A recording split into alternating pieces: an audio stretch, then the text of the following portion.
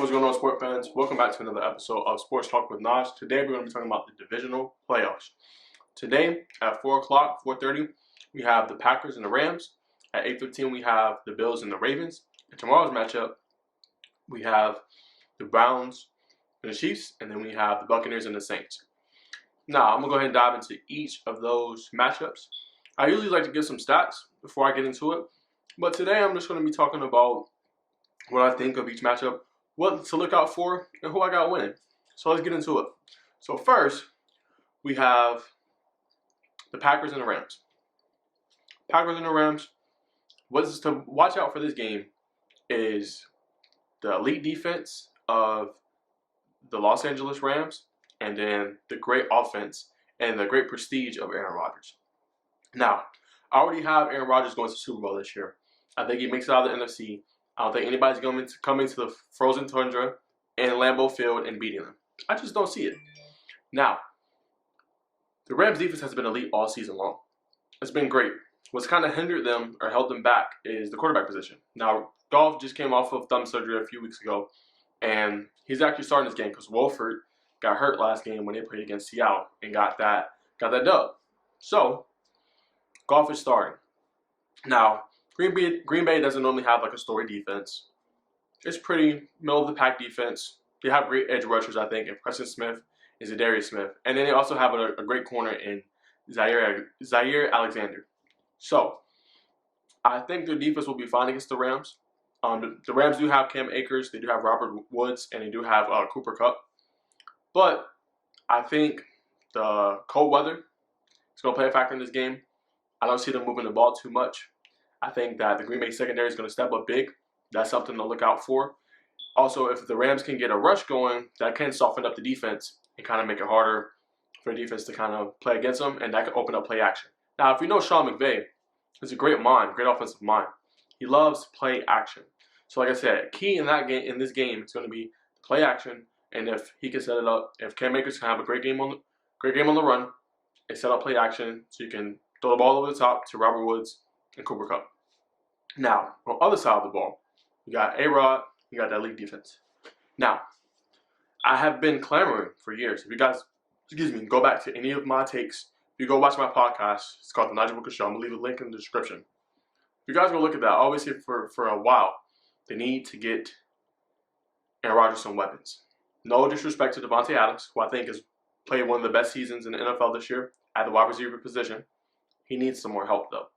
When Davante is going to be doubled, what are they going to do? When he plays an elite corner, like the one he's facing in this matchup, Jalen Ramsey, what is he going to do? Jalen Ramsey has been balling all season long.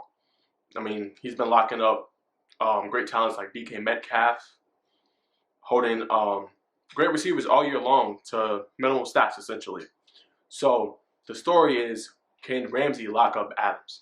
Because if he cannot, if Adams has a field day, then it's going to be trouble for the Rams. I really believe that. And can the Packers have a balanced attack on offense? Can they set up? Can Aaron Jones have a big game on the ground? Can Aaron Donald stop the run game? You know, can he stifle that? Can he get pressure on Aaron Rodgers? Those are some of the keys in that game. If they can shut down Davante Adams and limit that running game, I think the Rams walk out with a victory. Now, that's not what I'm predicting, because I think the Packers are going to pull through. I just think that they have the best quarterback on the field. That's just my opinion. I think they have the best quarterback. I think they have the best player on the field in Aaron Rodgers. I think he's going to ball out. I think he's going to have a big game. You know, and I think they're going to move on to the NFC Championship game. To me, there's no better year to win it all for Green Bay Packers, and especially for Aaron Rodgers. But this year, you know, the NFC is not as stout as it usually is, and I don't see anyone going to Lambeau and actually winning. I just don't see it. So that's my take on that game. That's what's to look out for. But like I said, I think Aaron Rodgers is going to have a big game. I think Davante Adams is going to have like about around 100 yards, maybe a touch, maybe a tub, a touchdown. Going to the next game, though, we have the Bills and the Ravens. Now, the Ravens, if you didn't look and you didn't watch Wildcard Weekend, Ravens had a big win against Tennessee Titans. Now, that has become actually a rivalry. I don't know if you go back to the beginning of the season when they were on their logo in Baltimore, and it was really disrespectful. But the Ravens really got their revenge. Lamar picked up his first playoff victory. They stomped on the logo. They didn't even shake hands at all at the end of the game. They didn't even shake hands. So it goes to show you where that rivalry is and they don't really like each other. But big win for Lamar, and it's really going to help him going into extension talks with his team. Now he finally got that win. Because you never know. If you're still struggling, team can move in a different direction, get another quarterback, anything. But I think Lamar solidified himself to get paid. And I think he deserves to get paid. He's a former MVP, and now he has his first playoff victory. Now, talking about this game, you have a great young stud quarterback in Josh Allen. Now, they did really good this offseason in getting him Stephon Diggs, because Stephon Diggs is one of the upper echelon receivers in the NFL. It really has paid dividends for this team. Now, what I worry about with Buffalo is them being able to get the ground game going, because the Ravens defense has played exceptionally better over the last 5-game stretch they won to get them into the playoffs, and last week. They literally shut down Derrick Henry. He had less than 50 yards rushing. Usually Derrick Henry has over 100 yards. They shut him down. Ravens were just straight hitting. They weren't allowing you to get nothing going really.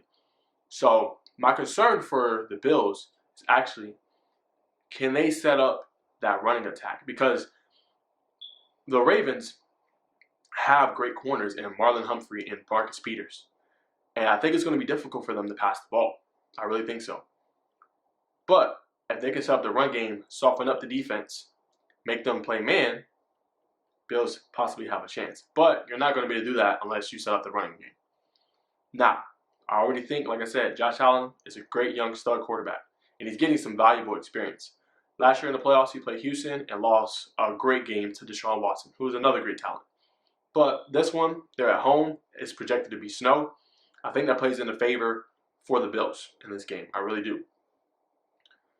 Now, for the Ravens, they're going to have to pressure the quarterback. They're going to have to, without bringing really a blitz, because if they bring a blitz, it's probably going to be difficult to get to Josh Allen because he gets the ball out pretty quick. Now, if the Ravens are going to have a chance in this game, they're going to have to be able to get home with their front four, and their linebacker is going to have to be floating across the field. And their secondary is going to have to come to play. Now, if the Ravens can get pressure with that front four and cause disruption for Josh Allen and make them more of a passing team instead of incorporating some of that run in there, I think that poses problems for them. Now, on the other side of the ball, you got Lamar versus that defense. Now, I already think they have an elite corner with Buffalo and Tre'Davious White. It's hard to throw against. I've been saying also that the Ravens need a number one receiver. Now, I will say this about Marquise Brown. He did come up big last week and had over 80 yards receiving. He did good. We need that consistently, though. If we don't have that consistently, the Ravens are not going to win this game. They're going to need Brown, they're going to need Snead, and they're going to need even possibly Des Bryant to step up in this game, and the tight ends, and Mark Andrews. They are going to play the run. The strength of the Baltimore Ravens team is running the football. Setting up J.K. Dobbins, doing RPOs, which are read pass options with Lamar Jackson, and letting that set up some play action. That's how their team is played. Ever since Lamar's taken over at the helm, that's what they've done. Now, Lamar, I already think, is good. He's great. He got that valuable playoff experience now, especially getting that victory last week. But I would love to see him air out the ball a little bit more and rely a little bit less on his legs. We know he's one of the great runners with the football at the quarterback position. He's had back-to-back 1,000-yard seasons. We know this. But they're going to win this game. It's going to have to be a mix of both. Now, I know the snow and inclement weather is going to play a factor in this game, but they're going to have to be able to take those shots downfield, and when they do, they're going to have to capitalize. They cannot have drops in this game if they're going to beat Buffalo. They cannot. If there's drops early, look out. What I will say, though, that for the Baltimore Ravens, they are a resilient bunch because they struggled early in the game against Tennessee and was down 10-0, but came back. It looked like it was going to be same old story, same old thing, but they came back and were resilient and ended up securing the victory. Now, my prediction, I think that Baltimore pulls it out. I think it's a close game. I think it's a low-scoring game. I think it's going to be a game where one mistake is going to basically win it for you. I'm predicting a 17-14 victory for Baltimore. I think they pull it out. I think they're going to have enough on the ground in order to set up that play action. I think they're going to connect on those attempts downfield, and I think they're going to win the game. That's my prediction for there. And then the Packers, I think it's going to be like 24-14. Forgot to say my prediction in that game. Now, moving on to Sunday's matchup, we have the storied matchup. Well, I'll get to that one later between Tom Brady and Drew Brees. But I'm going to talk about the Browns and the Chiefs. Now, credit to the Browns. They straight blew out. They blew out the Pittsburgh Steelers. Just pretty much outclassed them. I mean, 20-0. They played great. You know, Kareem Hunt had it going. Nick Chubb had it going. And Big Ben, Roethlisberger just like a shell of himself. For being honest, he did. And they have a lot of questions now. They started off great this year. We're 11-0, and they lost 5 of their last 6, I believe, and ended up getting bounced out the first round. That was pretty much predicted by a lot of pundits that cover the NFL, you know. So anyway, Browns got a good dub. Now, I'm not going to discredit the Browns. I'm not going to say they're going to get blown in this game because you never know. It's the playoffs. They're there for a reason, honestly.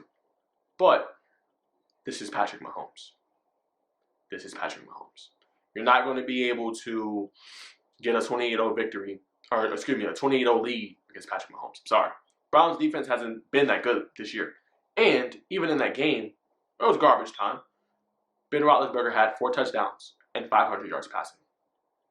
What do you think Mahomes is going to do? Mahomes is in the top tier of quarterbacks. It's like top 2 in the game. I got Aaron Rodgers ahead. That's just me. That's my personal opinion. But it's top 2 in my book. The Chiefs have too many weapons for the Browns. I'm sorry. Tyreek Hill, Reek, Sammy Watkins, Travis Kelce, who is a receiver in the tight end's body, Le'Veon Bell, Clyde Edwards-Helaire. I mean, Mahomes, should I continue? It's too many weapons. It's going to be too many weapons in this game for the Browns defense to handle. And that's not even discrediting their defense. I just don't see it. You go back to Monday night, probably the best game played in 2020 when they played against the Ravens. The Ravens were balling. Ravens don't even have as many weapons as the Chiefs have. There's no way. No way that they're stopping their weapons. I just don't see it. I think they're going to have it going early. I think they're not going to let their foot off the throttle. And I think they're going to get the dub, you know. The Browns, for them to have a chance in this game, they're going to have to create pressure. Yep, with their front four. You know, linebackers going to have to really play well and tackle well. You cannot let any yak in this game. That's yards after catch if you didn't know. Cannot be no yak in this game. They just can't.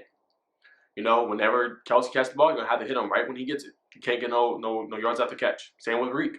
You can't let him beat you over the top. So, to prevent that, allowing Mahomes to go through his progressions, they're going to have to generate pressure with their front four. Myles Garrett is going to have a big game.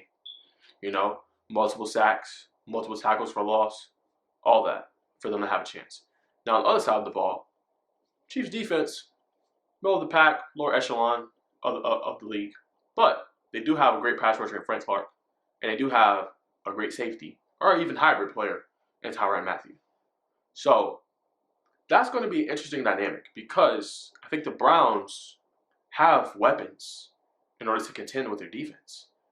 Like I said, like I mentioned before, Kareem Hunt, Nick Chubb, Jarvis Landry, Rashard Higgins, you know, Austin Hooper.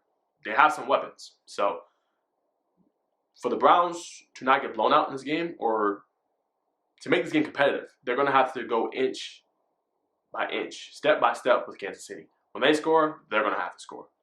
You know, if they don't score when they score, they can forget about it. Because once that happens, you're not going to catch up. That's how the Chiefs play. You're not going to catch up. It's like Golden State Warriors with the NFL. You know, once that happens, it's done deal. You know, so the Browns are going to have to go step by step, and they're going to have to keep the ball out of Mahomes' hands. They're going to have to play ball control, and they're going to have to get the ball to Chubb and Kareem Hunt and milk that clock. It's the only way to win this game. But, my opinion, and I think that the Chiefs are going to win, predicting a 35-21 victory. That's just what I think. You know, I don't think they have enough, especially on the defensive end, the Browns. They need a few more players in the skill positions to come out with a victory. Now, last game, we got the GOAT, and we got Drew Brees. Both are Hall of Famers. Let's be honest. Hall of Fame players, Hall of Fame talents. Now, Brady's already accomplished everything he can in the NFL. 6 titles, MVPs, Super Bowl MVPs. He's done it all. He's the all-time great. We know that. Brees, never won it. I don't think he's never won MVP. But Super Bowl title, Super Bowl MVP, all-time great. First ballot Hall of Famer. Same with Brady. But the question in this game is the defense. That's what's going to win this game. Not everyone's going to talk about, oh, how Breeze play, how did Brady play. I'm going to look at a different point. Now, Tampa Bay has an array of weapons. Antonio Brown, Mike Evans, Chris Godwin, Leonard Fournette, and, Ronald Jones is a game-time decision. And Gronkowski. Now, the Saints have straight outclassed Tampa Bay this season and beaten them twice. First game was a little competitive. Second game was just straight obliteration. They blew them out in Tampa. No competition, none of that. Now, for Tampa to win, their weapons are going to have to be great. Brown is going to have a good game. Mike Evans is going to have a good game. Have a good game. Excuse me. The question is, can that secondary of the New Orleans Saints hold up in this game? That's the big question. Can Marshawn Lattimore, can Janoris Jenkins, can Malcolm Jenkins stop that three-headed monster on the other side of the ball?